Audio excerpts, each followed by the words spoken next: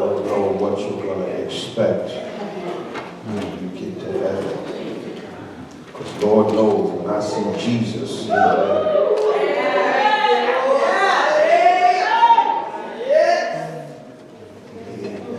I'm just going to worship. Amen.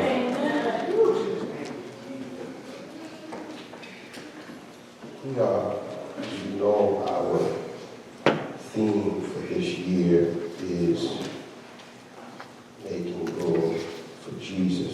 And this, for the next several weeks, I want to do a sermon series derived from a book titled Comfortable Christianity. Comfortable Christianity. And as we read the text together, today's message is titled, Don't Be Lazy. Don't worry, I didn't come to offend anybody. I came to help. Amen. Don't be lazy. There's a small community in the Ottawa Valley located along the Ottawa River just downstream from a huge timber cutting area. The logs there are cut down, they are hauled to the water, they are stamped, each end with the company's branded logo. And then they are floated downstream to their destination.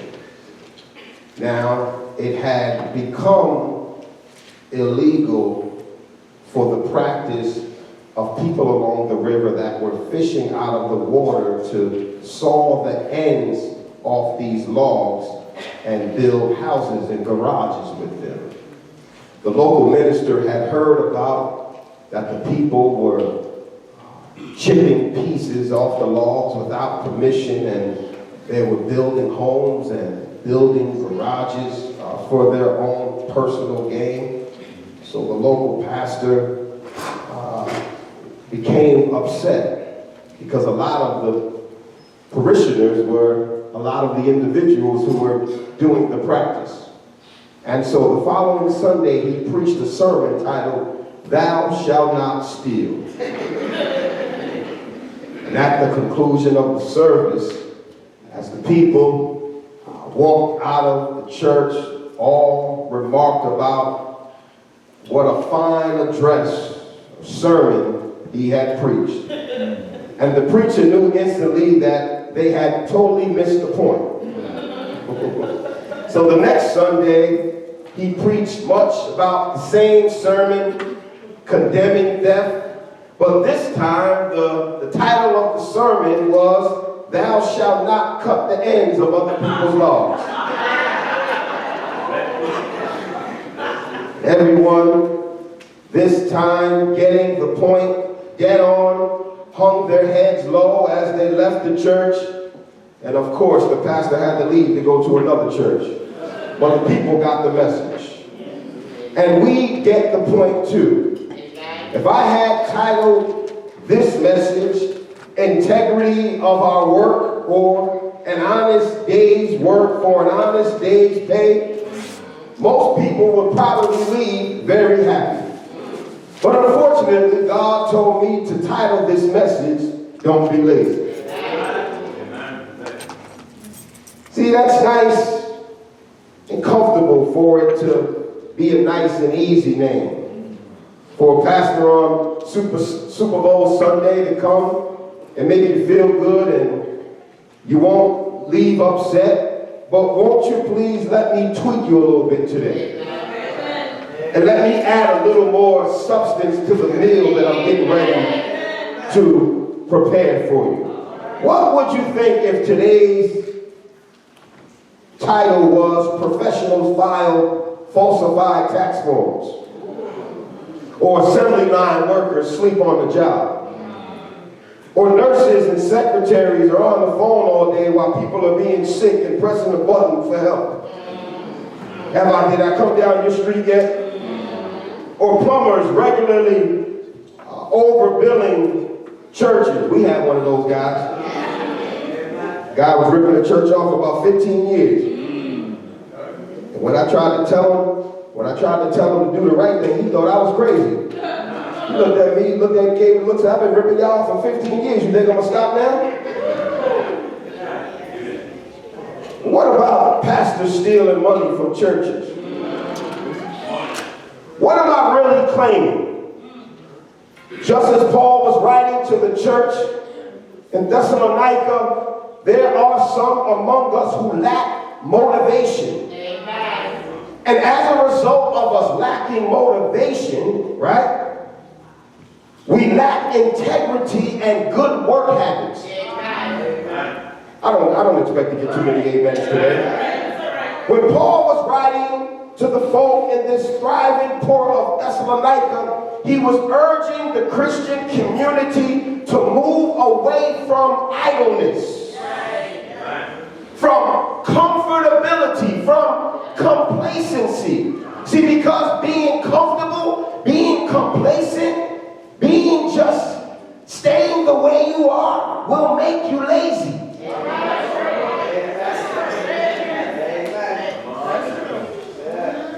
Many had stopped work. They were idle busybodies all day long for the strangest reasons. They were fervent believers who expected Christ to return at any moment. Now, they weren't lazy because they were fed up with work or because they weren't being paid well enough. They were out on the street corners because they wanted to be ready when the Lord descended out of the heavens to bring in a new order. Paul put paid to that reason. But saints, don't get it twisted. Being excited for the Lord and doing his work is still not an excuse to neglect our life responsibilities. See, we are to be an example to the world, to give our time, our talents, and our gifts to the church, but also to the world. This is why we are in the world, but we are not of the world. But the world is supposed to see we're supposed to bring our gifts and our talents also to the world. Amen. Sometimes we get so caught up in just church that we're 100% church and 0% family. 100% church and 0% to social. 100% church and God is not glorified with that. If all we do is glorify God inside this building,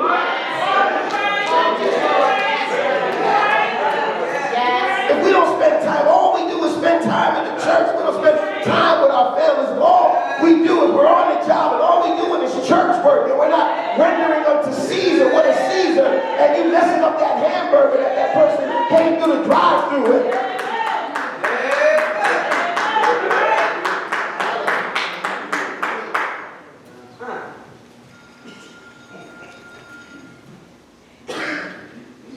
People have to see the diligence, the commitment, the zeal that we have in us, not only for church work, but for the work outside. And when the Lord does return, will it not be all the better that you are found working hard than in the middle of idling gossip? So this is a gentle call to all those who labor with hands and minds to come to terms with our work ethic and to commit ourselves to integrity. In everything that we touch, everything that we do should be marked with excellence. So this is a gentle call to all of us who labor with hands and minds to come to the terms that we are to walk in integrity. I like the response of the young woman who, when asked if she had ever stolen anything, and she replied, "Why no?" I would have to live the rest of my life with a thief. We will soon fly out of this church in about 20 minutes towards a busy house watching the Super Bowl, or some of you may be flying to get to work, or maybe to get on your computer to do schoolwork, or maybe you might have an appointment at the Cadillac dealership to go pick up a car. Or you might have a pickup at the mall for something that you purchased online. Place yourself right behind the cash register or the time clock, the blackboard or the pressing machine, the computer monitor or the toolbox, the sewing machine, the bedpan, and ask the Lord to bless you and bless your work. Amen. Amen. Amen. See, our work will be much better if we also do it with our hearts. I don't got 3 or 4 points for you today. I got 1 point for you today.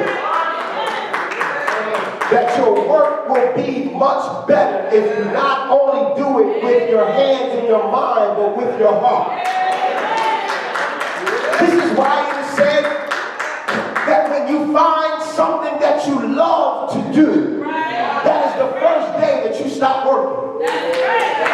See, when you find something, when you find the pursuit of life, that you can go into it with all of your heart.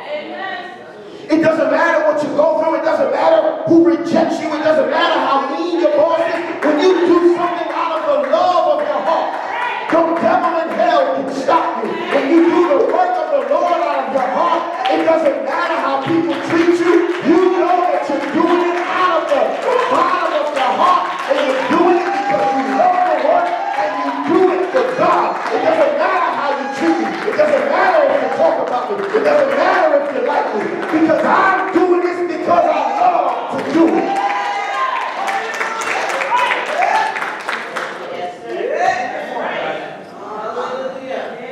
Now, for a millisecond, am I suggesting that we should be slaves to work? But that we put our heart and soul into what we do and never give up on hope and faith. Those are 2 things that money can't buy. No matter what your situation is right now, you may be doing worse than you have ever done in your life. But 2 things that you still got, that your bank account, no matter how big it was, can't buy you is hope and faith. See, if you still got hope and you still got faith, you can still wake up in the morning. You can still stand up and say, no matter what I face today, I'm going to face it head on. I don't care if I get 100 doors. I don't care if 1,000 doors are closed in my face. I'm going to face this thing with determination because I got faith and I got hope.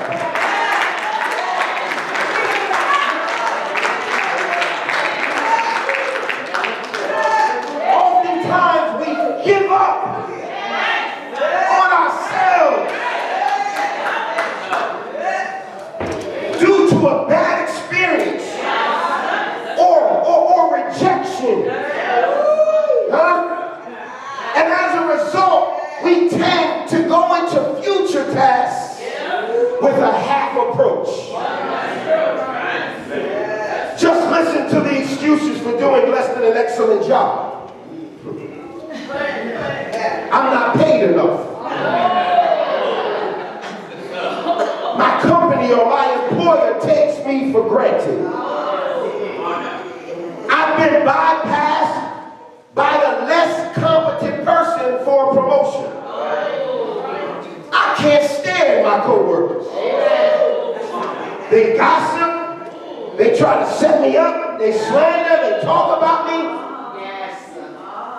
I'm only a few months from retiring. Deacon Bethel.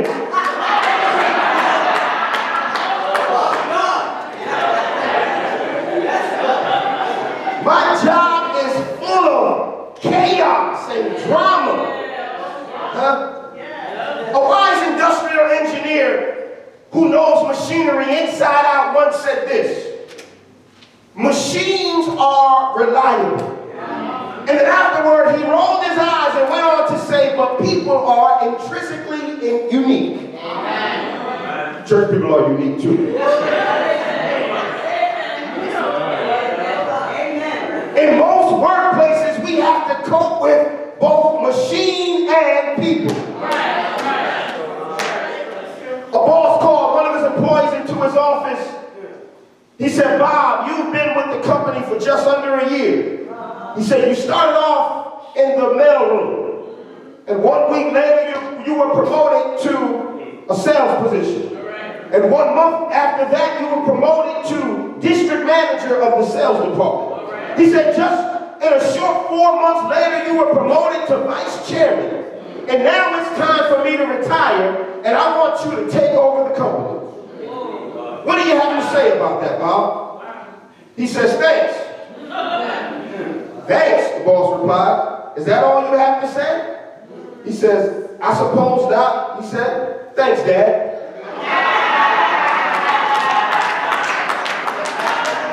Some of y'all get that on the way home.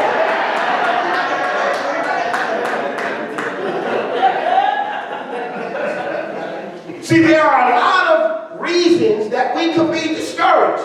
Yes. And for us to have a lack of enthusiasm for what we do on a daily basis. Right. There are a lot of reasons that discourage us from giving all when we go to work, for giving all when we go into the choir, for giving all when we come to do the work of the Lord, for giving all when we come to meet for the house of God. Amen.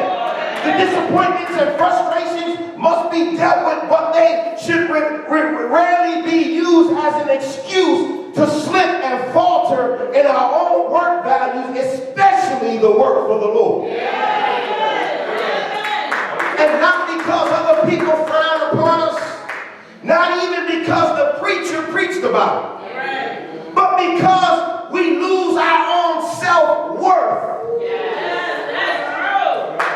Listen, no matter what you do, my grandmother told me, she said, Mike, I don't care what you do. If you're a garbage man, if you make hamburgers at McDonald's, or if you're the CEO of the company, she said, boy, you go in there, you make them hamburgers like you're the best hamburger maker in the world. She said, if you're a bathroom cleaner, you clean that bathroom like it's the Taj Mahal. Give it your all no matter what you do, no matter what situation you're in. You got to give it everything you got. Make it your best. Treat it like it's your baby. And I guarantee you as a result, God is going to reward you.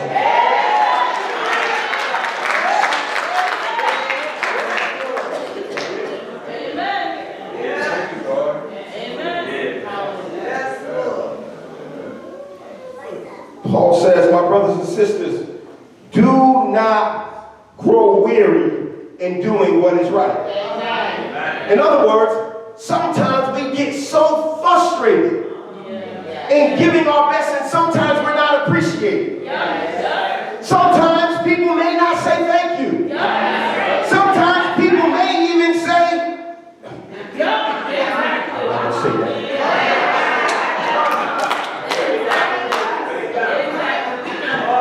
We grow frustrated in giving our best because we know that we're giving our all, but the appreciation is not reciprocated.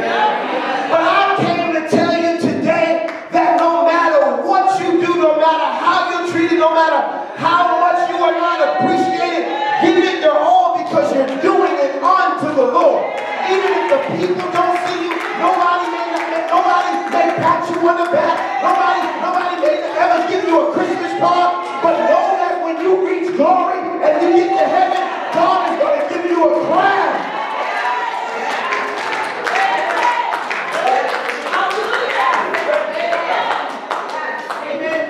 If nobody ever tells you thank you for what you do, keep on giving it 110%, because one day, it may not be down on here, one day you will get your reward.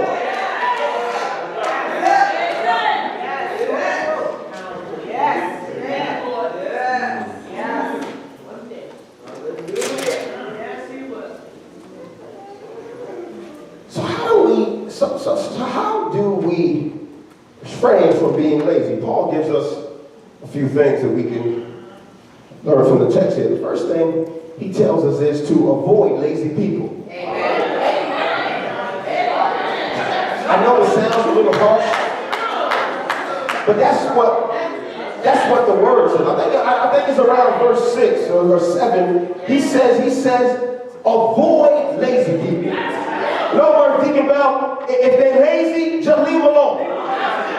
See, because there's an old saying, and it's so true. You can bring a horse to the water, but you can't make him drink it. So Paul says, listen, you can bring a horse to the water, but you can't make him drink it. So it don't make no sense in bringing him over there. See, because all that time you wasted bringing that dead horse to the river, you could have been taking somebody else that was going to bring some water back. Stop wasting your time with people that want to be lazy. You always got to be behind them. You always got to try to motivate them. Listen, I ain't got no time to keep motivating you. I'm having a hard enough time trying to motivate myself. So you either going to get on this train or this train's going to go.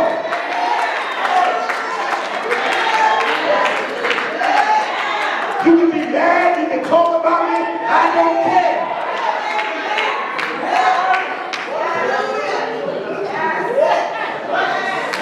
Paul says, he says, avoid lazy people.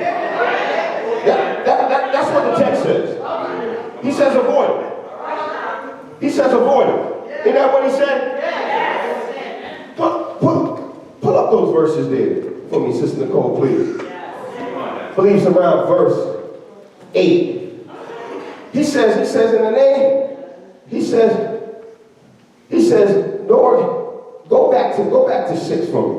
I want the people to see this here. He says, in the name of the Lord Jesus Christ, we command you, brothers and sisters, to keep away from every believer who is idle and disruptive. Watch this. Here's the key. Because people who are lazy are oftentimes disruptive. It's always the ones who ain't doing nothing, who always got an opinion about what's going on. Listen, you ain't come to the meeting. Usually we can't get you on the phone, but as soon as you pop up, you got all these ideas. You want to do all this stuff, everybody doing everything wrong, and you ain't nowhere to be seen. You can't follow orders, you don't take direction.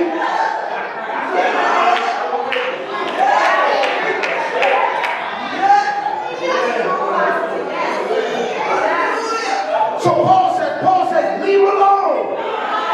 See, we waste too much time on people who don't want to do nothing. Listen, Paul says, leave alone.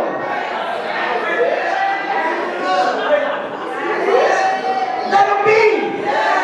They're going to be all right.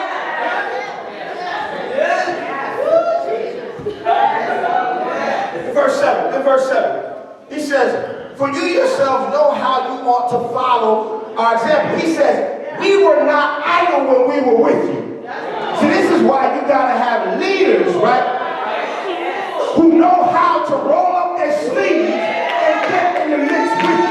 See, I don't want nobody leading me that's just going to point fingers. I need somebody who going to get dirty with me, who going to get in the mix with me. Listen, if I'm going to get hurt, you going to get hurt with me. Listen, if I'm lifting furniture, I'm going to blow my back out, you going to blow your back out with me.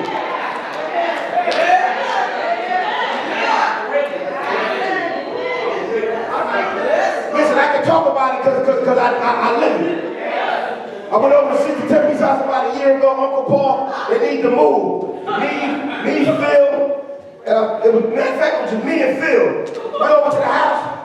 I guess they didn't recognize who I was. So they said, you the pastor? Yeah, I'm the pastor. They said, oh my God, I ain't never seen no pastor that come and move furniture. I said, listen, dear, I'm not going to tell the men in the church to do something I'm not going to do. I'm going to lead by example. Listen, if I can do it myself, I'll do it by myself.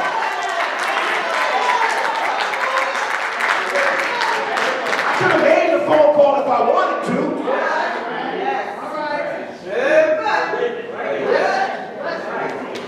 In verse 8, we'll go through the verse and we'll let you go. It says, nor did we eat anyone's food without paying for it. See, See, lazy people will always look for a way to try to get it.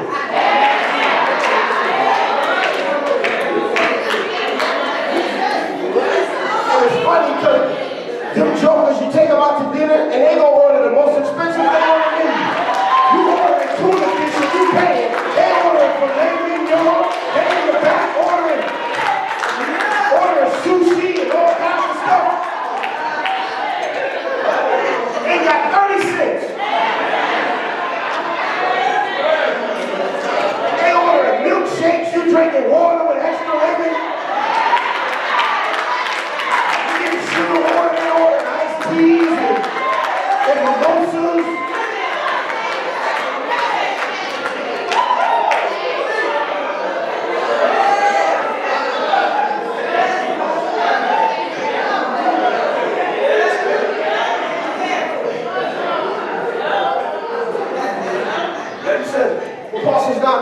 That ain't what we taught you.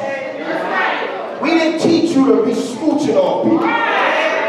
We taught you to learn how to have an honest living so you can take care of yourself. He says on the contrary, he says we work night and day, laboring and toiling so that we would not be a burden to any of you. See, lazy people are a burden. And if you don't learn how to avoid them, you keep enabling them and taking care of them while you're being lazy. The moment you tell them no, you're going to be the worst person in the world.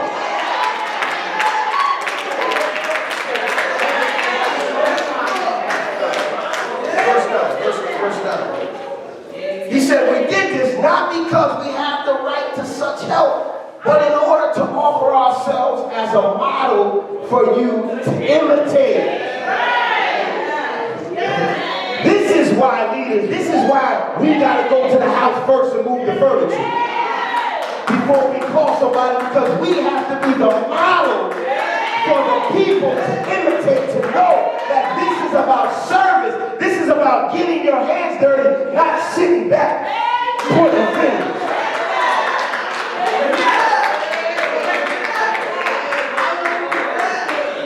Verse 10, almost finished. He says, for even when we were with you, he says, we gave you this rule. If y'all don't write anything else down, you better write this down. The one who is unwilling to work. In other words, if you don't work, you don't eat. See, that's what they used to live by back in the day.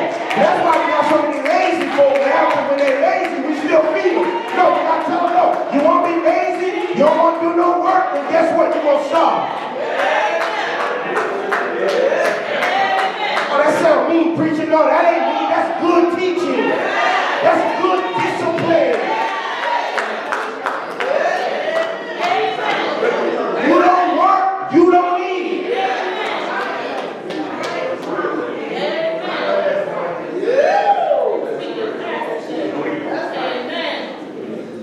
He says, we hear some among you are idle and disruptive.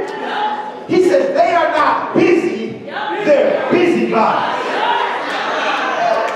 In other words, they ain't doing nothing, but they acting like they're busy.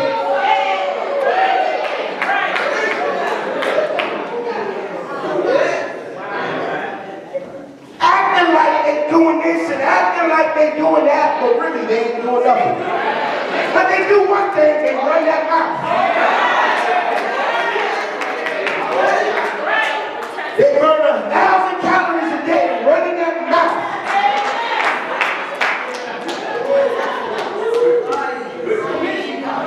Verse 12. He says, such people we command and urge you in the Lord Jesus to settle down and earn the food they eat. And as for you, brothers and sisters, never tire of what is good. And here's the last point I need y'all to see. I need y'all to see. He said, take special note of anyone who does not obey our instruction in this letter. In other words, if you tell them, if you give them instruction, right? That they ought to be working, right? That they ought to be doing something, right? That they ought to be bringing something to the table. Now, if they don't, Paul says, take note of them, right? And he says, do not associate with them. In order that they may feel ashamed. Now, he did not say cuss them out. Let me say that again. He did not say cuss them out. Or bless them out. Or whatever church term y'all use for yelling at people. He says just don't associate with them. But watch this. Here's the key. Here's the key. Here's the key. He says, yet do not regard them as an enemy.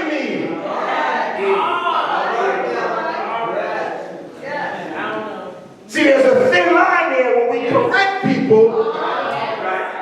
We tend to do it in a means of as if they're an enemy to us. But it says, but warn them as you would a fellow believer. In other words, you have to do it with love. In other words, it should hurt you not to associate with them. If you follow these rules and it does not hurt you to not associate with them, then you're looking at them as an enemy. You're not a fellow believer. It should hurt you to the core to follow these principles. But he doesn't say it's permanent. It's for a purpose. He says do it so that they may feel ashamed, so that they know. Now no, this is the second time around, because the first time we're supposed to go to them. Now then if they don't follow the instructions, then he says don't associate. So now, in other words, now I got to leave you alone. Not in a mean way. It doesn't mean you don't say hello. You can say hello. That doesn't mean I'm not doing business with you. And so that you can feel the effects of your behavior. Amen. That's all I got for y'all today. Amen.